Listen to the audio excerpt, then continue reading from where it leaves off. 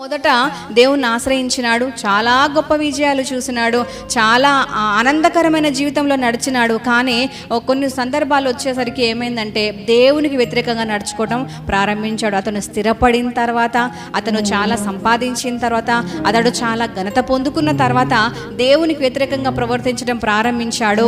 మరలా తిరిగి అతనికి శ్రమ సంభవించింది. ఆ శ్రమలో దేవుణ్ణి ఆశ్రయిస్తే అతనికి జవాబు దొరకలేదు. ఎందుకంటే దేవుణ్ణి ఆశ్రయించినప్పుడు అతనిలో పశ్చాత్తాపం లేదు.